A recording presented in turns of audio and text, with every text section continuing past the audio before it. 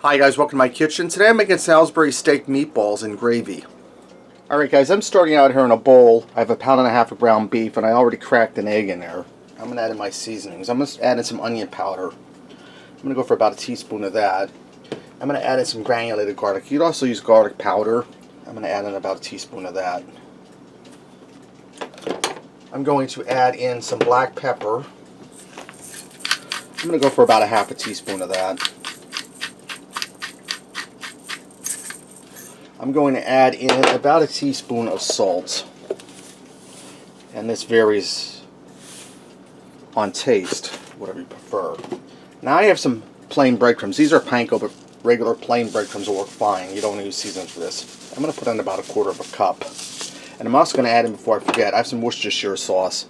I'm going to add in about a tablespoon of that, because Worcestershire sauce goes good with beef.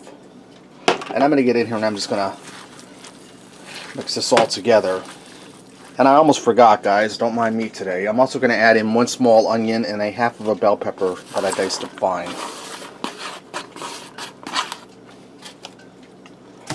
And I'm just going to mix this all up, guys. Alright, now that I have my ground beef all mixed up, I have a pan here heating up and it's pretty warm. I'm just going to shape my ground beef into size balls about the size of a golf ball.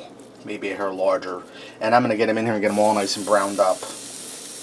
Alright, now that my meatballs have browned, I set them aside. In that pan with that grease from the ground beef, I'm going to add in 1 onion that I sliced up.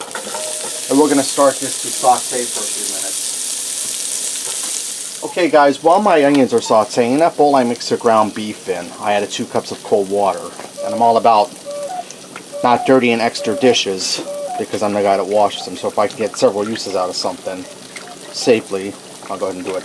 I'm going to stir in those 2 packs of gravy, mix in those 2 cups of cold water. And you want to make sure you use cold water for this, guys. You don't want to use warm water.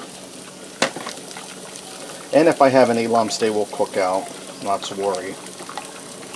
Okay, now that my onions have sauteed for just a little while, I'm going to add my meatballs back in because they're not done cooking, they're just browned. We're just going to get them down in here around our onions. Okay, now that I have my meatballs all back in here, I'm going to take that little bit of juice on the plate and dump that in because that's flavor, guys. You don't want to get rid of that. I'm going to take that gravy mixture that I mixed up, I'm going to dump that in with the meatballs and onions.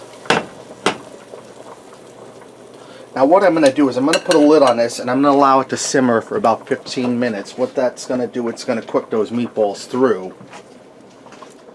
And if my gravy doesn't thicken up enough, I'll take the lid off and let the gravy thicken. Alright guys, I let these simmer for 15 minutes. I didn't have to take my lid off for my gravy to thicken. You can see it's nice and thick. These are ready to go. Let's go ahead and fix up a plate and see what we got. Guys, I also went ahead and made some mashed potatoes and corn to go with this. And I put some gravy over the potatoes and over the meatballs. As you can see, my meatballs are cooked through. They're nice and moist. I'll get in there and give that a try, guys.